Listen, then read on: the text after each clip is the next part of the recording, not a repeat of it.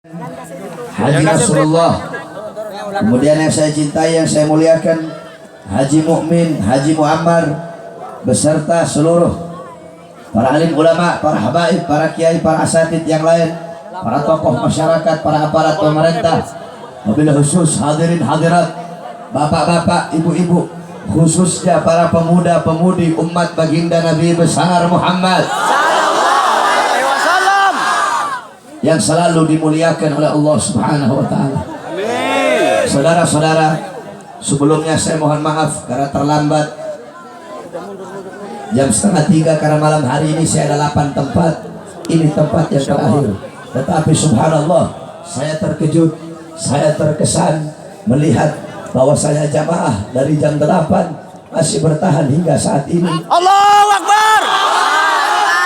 Mudah-mudahan dengan bermalam-malaman kita, kedua mata yang masih terjaga hingga saat ini untuk berzikir dan menuntut ilmunya Allah, menjadi kedua mata kelak di akhirat, kedua mata yang Allah halalkan untuk memandang wajah indah baginda Sayyidina Muhammad.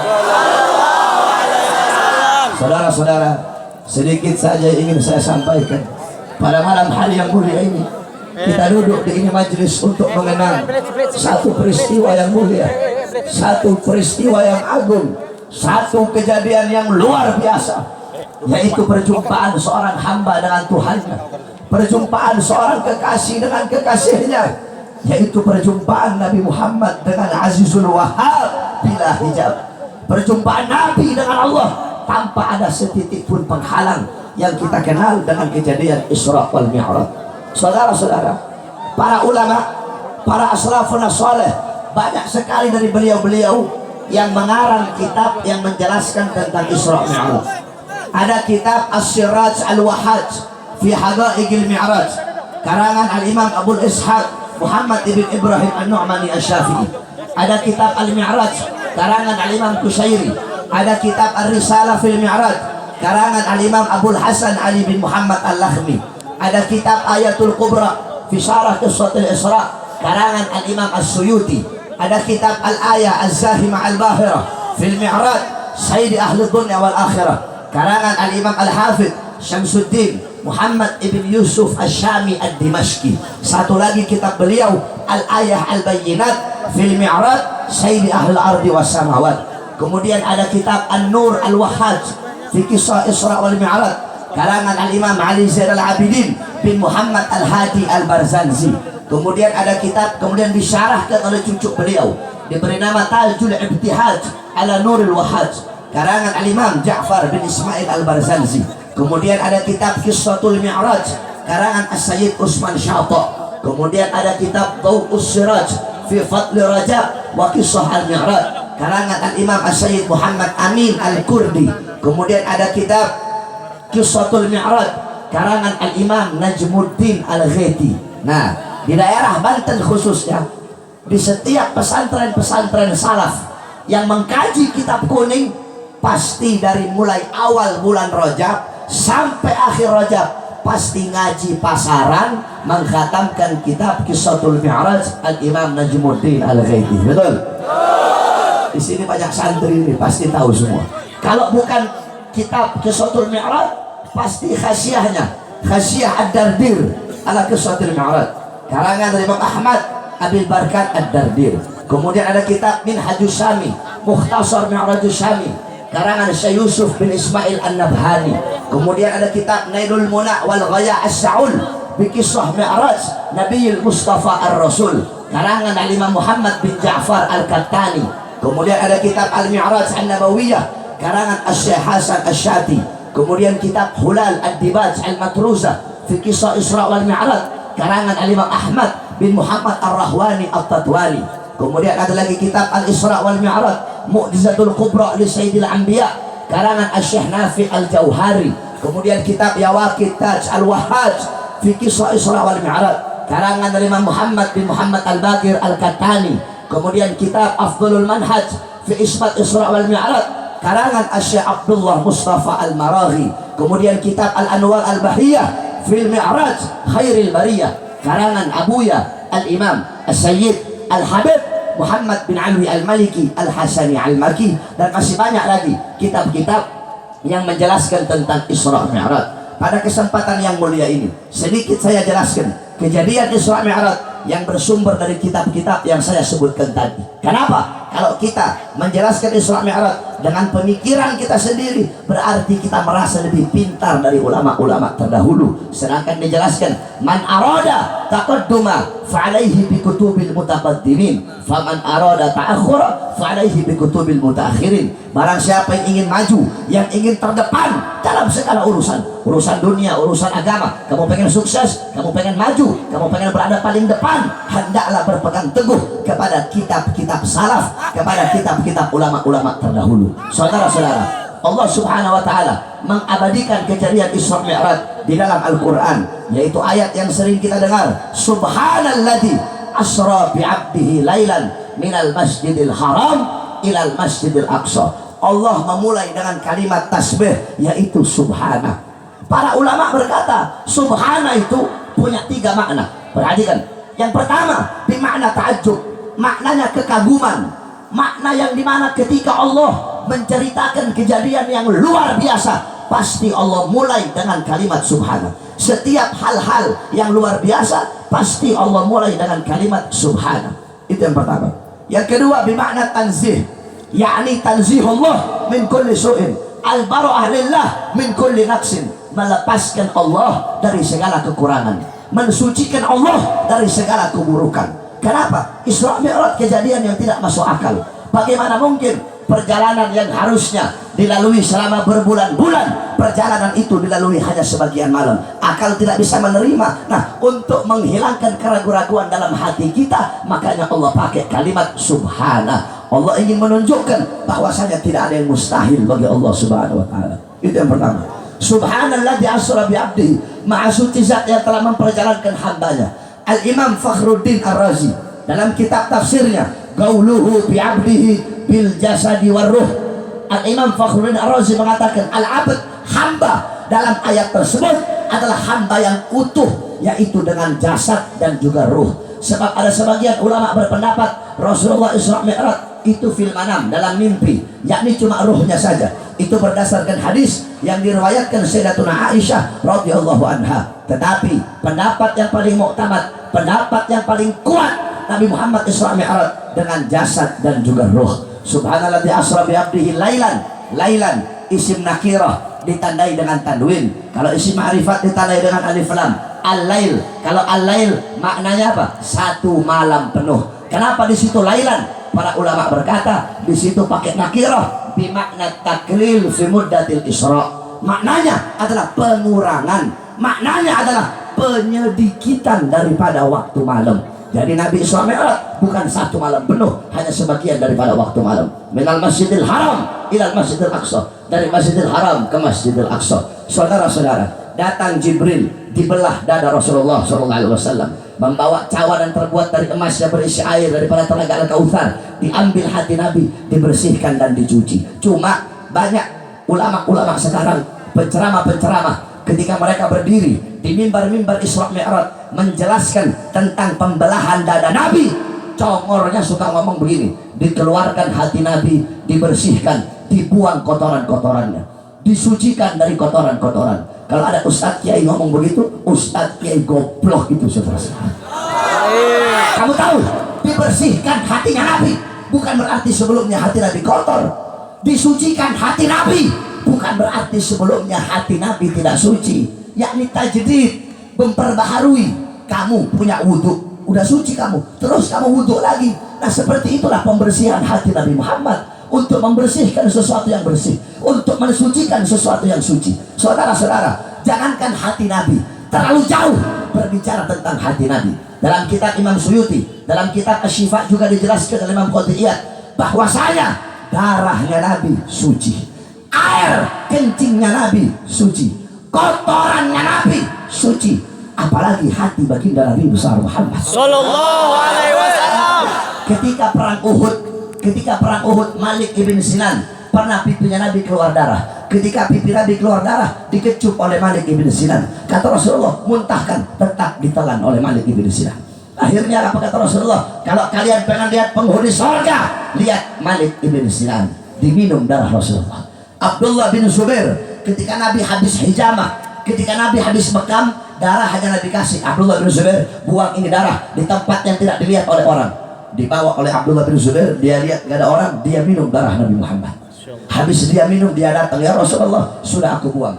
Di mana? Di tempat yang tidak dilihat oleh orang. Di mana? Di perut ya Rasulullah. Siapa yang mau lihat dalam perut ya Rasulullah? Apa kata Nabi? Haram jasadmu disentuh api neraka.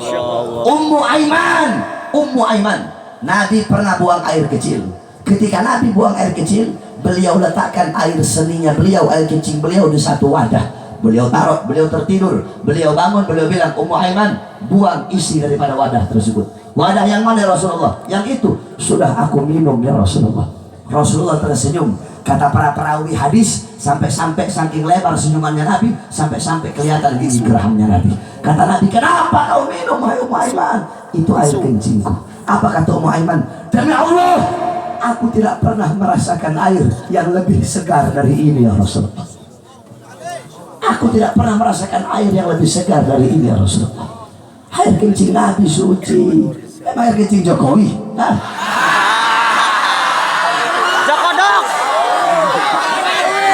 Kalau air kencing saya, air kencing Jokowi, air kencing kalian bau curut. Betul. Air kencing Rasulullah suci, saudara-saudara.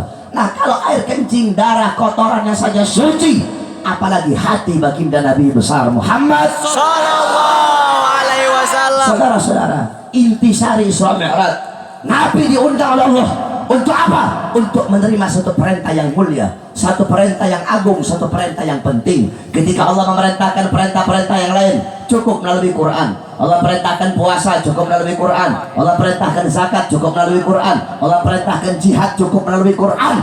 Tapi ketika Allah perintahkan salat, tidak cukup melalui Quran. Allah undang Nabi Muhammad untuk langsung menerima perintah tersebut. Karena begitu pentingnya salat. Oleh karena itu, jaga kau punya salat, perhatikan kau punya salat, sempurnakan kau punya salat. Salat adalah penentu kebahagiaanmu dunia akhirat. Salat adalah penentu keberuntunganmu dunia akhirat. Salat adalah penentu keselamatanmu dunia akhirat. As-salatu rasul ibadah. Salat adalah kepalanya ibadah, otaknya ibadah, intisarinya ibadah. Baik buruknya amal ibadah kamu tergantung dari salat. Seluruh amal ibadah kamu mengikuti salat. Kenapa? Karena amal ibadah kamu yang lain adalah muttabi, pengikut. Pengikutnya siapa? Pengikutnya salat. Kalau salat kamu baik, seluruh amal ibadah kamu baik. Salat kamu bagus, seluruh amal ibadah kamu bagus. Tapi kalau salat kamu rusak, salat kamu cacat, maka seluruh amal ibadah kamu akan rusak dan seluruh amal ibadah kamu akan cacat. Saudara-saudara, Al-Imam Al-Habib Umar Ibn Abdurrahman Al-Attas, Habib Umar ketika anak beliau wafat, datang orang-orang takziah.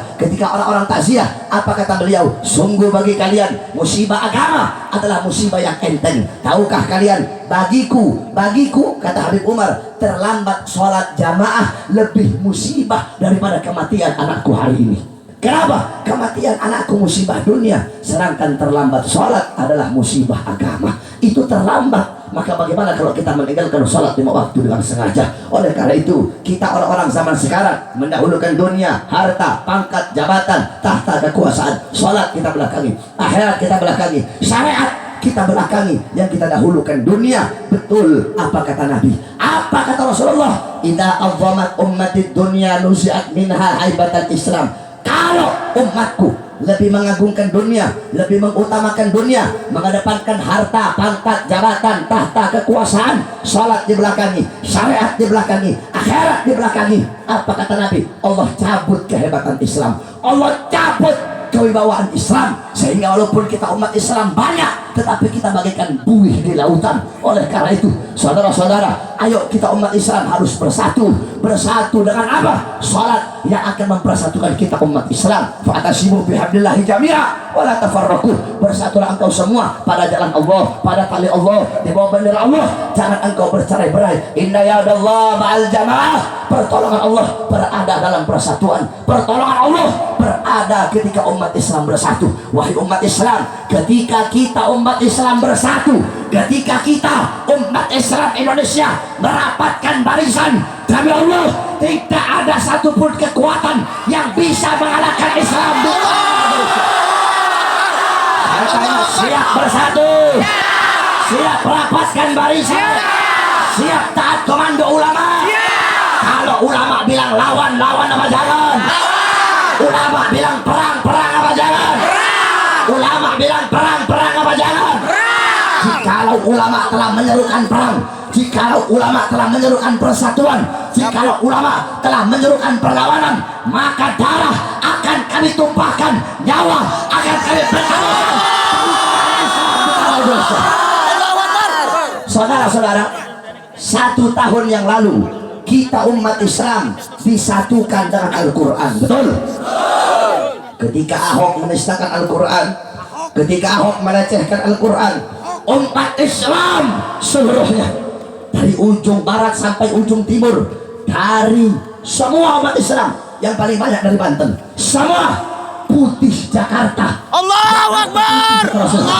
Kenapa? Semuanya berkumpul di bawah bendera aksi bela Islam yang dipimpin oleh Habib Muhammad Rizik bin Hussein bin Syihab untuk memenjarakan penista agama. Jikalau tahun kemarin kita disatukan dengan Al-Quran, maka tahun sekarang, saudara-saudara, kemarin Sukmawati telah melecehkan azan, telah melecehkan cadar. Jikalau tahun kemarin kita disatukan dengan Al-Quran, maka tahun sekarang kita disatukan dengan cadar. Saudara-saudara, si babi Ahok belum keluar dari penjara, belum bebas dari penjara, udah muncul babi betina, saudara. Jawab yang keras, siapa babi betina? Siapa babi betina?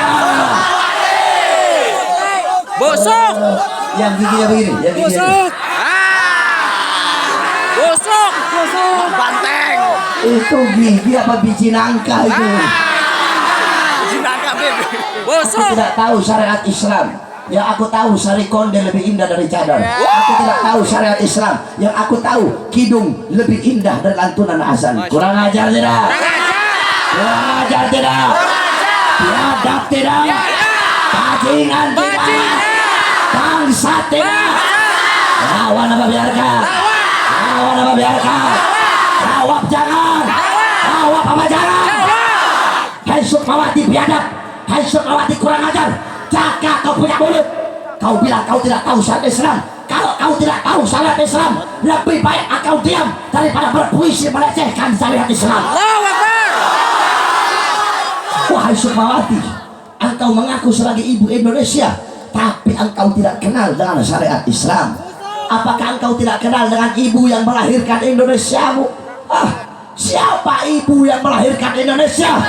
Ibu yang melahirkan Indonesia. Indonesia lahir dari rahim Islam, saudara-saudara. Allahu Akbar. Dia ini tidak ada beda dengan kakaknya si Mak Banteng Megawati itu. Apa kata Megawati? Megawati berkata, ini Indonesia bukan negara Islam. Hei Mak Banteng, betul memang Indonesia bukan negara Islam. Tapi ingat, Islam dan Indonesia tidak akan pernah bisa dipisahkan. Kenapa? Karena demi Allah, kalau tidak ada Islam, tidak akan berdiri negara Indonesia. Allahu Akbar. Kurang ajar. Jaga kau punya mulut, Pak Sukmawati. Aku tidak tahu syariat Islam. Yang aku tahu sari konde lebih indah daripada cadar. Bukan, sari konde lebih indah dari gigi busukmu, Pak Sukmawati. Busuk. Wahai Sukmawati, ketahui oleh engkau bahwasanya cadar bukanlah sekedar kain pembungkus wajah. Cadar bukan sekedar kain pembungkus kulit. Cadar bukan sekedar kain pembungkus rambut. Tetapi cadar adalah lambang kehormatan wanita Islam. Cadar adalah lambang ketaatan seorang wanita kepada penciptaan Allah. Kurang ajar. Saudara-saudara sekalian yang dimuliakan Allah, memang ulama berbeda pendapat tentang cadar. Fadhahaba jumhurul ulama al-Hanafiyah wal Malikiyah wal Syafi'iyah wal Hanabilah. Kesepakatan para ulama baik dari kalangan Hanafi, dari kalangan Maliki, Syafi'i, Hambali, ila anna al-wajha laysa bi'auratin, bahwasanya wajah itu bukanlah aurat. Wa idza lam yakun auratan, maka kalau wajah itu bukanlah aurat, fa'innahu yajuzu laha an tasturahu wa tantakibah wa laha an takshifahu wa la tantakibah. Karena wajah bukan aurat, maka diperbolehkan menutupnya, dan boleh pakai cadar, boleh juga membukanya, dan boleh juga tidak bercadar. Jadi mau pakai cadar boleh, tidak pakai cadar juga boleh. Bahkan ada beberapa waktu yang lalu ustadz ini, kiai ini ngomong, apa kata dia? Bahwasanya cadar adalah budaya Arab. Kalau ada ustadz kiai ngomong cadar budaya Arab, ustadz kiai goblok bawa depan saya bukakan kitabnya untuk kiai, saudara. Kamu buka kitab An-Nida lil Jinsil Latif. Dalam kitab An-Nida dijelaskan orang Arab zaman jahiliyah, wanita Arab zaman dulu suka memperlihatkan wajah, nggak pernah pakai cadar. Mereka pakai celak, suka memperlihatkan wajah, pakai lipstik yang dari tanaman itu, dari daun. Itu wanita Arab zaman dahulu, tak pernah pakai cadar, suka mempertontonkan kecantikan, suka mempertontonkan keindahan wajah. Sehingga datang Islam, datang syariat, datang akhlak, datang Nabi Muhammad, datang adab, dirubah oleh Rasulullah Sallallahu Alaihi Wasallam. Saudara-saudara, wanita-wanita kami para habaib, rata-rata kebanyakan wanita-wanita kami, mereka bagaikan burung gagak. Tahu burung gagak? Dari ujung paruh sampai kukunya semua hitam. Wanita-wanita kami, mereka hitam dari ujung rambut sampai ujung kaki, bahkan pakai cadar yang gak kelihatan matanya, saudara-saudara. Tidak ada satupun anggota tubuh yang terlihat. Mereka hitam bagaikan burung gagak. Hitamnya mereka, cadar mereka datangnya bukan dari Arab, tetapi datangnya dari syariat.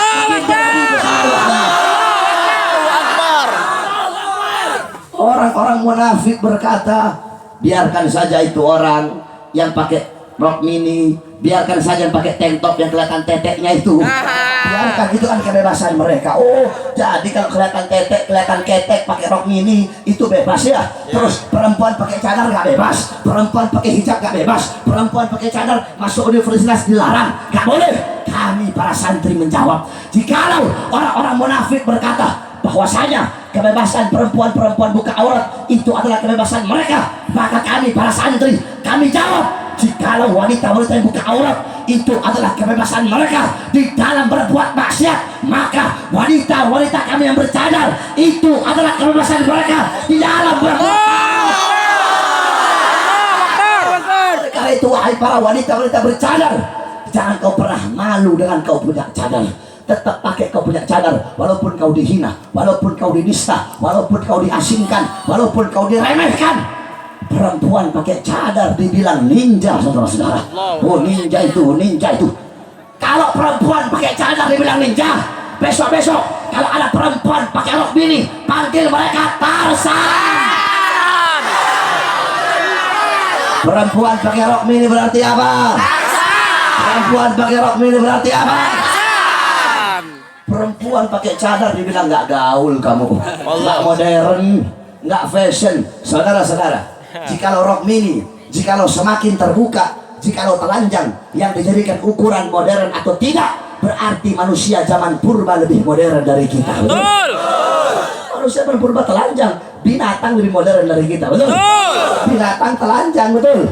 Perempuan pakai cadar dibilang apa? Dibilang teroris. Wahai wanita-wanita bercadar, sampaikan kepada mereka, hei kalian para pengkhianat, jikalau kami pakai cadar sebagai bentuk ketaatan kami kepada Allah, kalian panggil kami teroris, maka demi Allah dari detik ini sampai hari kiamat kami adalah teroris. Bukan cuma cadar. Apa kata Sukmawati? Suara kidung lebih indah daripada lantunan azan. Kacau tidak? Kacau tidak? Kurang ajar tidak? Bangsat tidak? Hei Sukmawati goblok! Ketahui oleh kamu, azan adalah panggilan sholat, betul? Azan panggilan Allah, seruan Allah bagi hamba-hambanya untuk kembali kepadanya, untuk menyerahkan jiwa dan raganya agar menghadapnya. Kau bilang suara kidung lebih indah dari azan, sedangkan dalam azan ada lafaz takbir. Ketika masjid-masjid kalian, musola-musola kalian terdengar suara azan, Allahu Akbar, Allahu Akbar, Allahu Akbar, Allahu Akbar. Wahai Sukmawati, Allahu Akbar adalah kalimat takbir. Demi Allah, tidak ada kalimat yang lebih membakar semangat para pejuang-pejuang kemerdekaan untuk membebaskan Indonesia, memerdekakan Indonesia dari para penjajah. kalimat yang diteriakkan oleh Bung Tomo, kalimat yang diteriakkan oleh Pangeran Diponegoro, kalimat yang diteriakkan oleh Jenderal Sudirman, kalimat yang diteriakkan oleh Imam Bonjol. Tidak ada kalimat yang membuka gerbang kemerdekaan Indonesia selain daripada kalimat Allahu Akbar.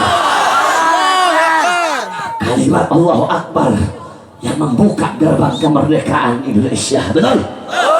Indonesia tanah ulama, betul? Di sini banyak santri. Indonesia tanah santri, betul? Para santri, para ulama, para pahlawan berjuang untuk memerdekakan ini Indonesia. Tetapi sayang saudara-saudara, mereka pejabat-pejabat sekarang yang dititipkan amanah, mereka khianat saudara-saudara. Rakyat semakin susah, betul? Rakyat makin susah, betul? Tembakau naik, betul? Listrik naik, betul? Pengangguran semakin banyak, betul? Kita pribumi Indonesia menjadi budak di tanah air kita sendiri. Oleh karena itu kami putra-putri bangsa, kami para santri-santri, kami sampaikan, wahai merah putihku, wahai Indonesiaku, wahai Garudaku, meninggilah engkau di langit Allah. Wahai Garuda, tunjukkan keperkasaanmu. Wahai Garuda, tunjukkan kekuatanmu. Wahai Garuda, bebaskan dirimu dari cengkraman naga. Wahai Indonesia, bebaskan dirimu dari cengkraman Cina. Wahai Indonesiaku, wahai merah putihku, wahai Indonesiaku, wahai bangsaku, wahai tanah airku. Demi Allah, andaikan ada negara-negara asing ingin datang ke Indonesia, merampas kedaulatanmu, merampok harta rakyatmu, mengacaukan tanah airku, demi Allah, wahai Indonesiaku, wahai merah putihku, kami santri-santri yang pakai sarung berada di barisan paling depan.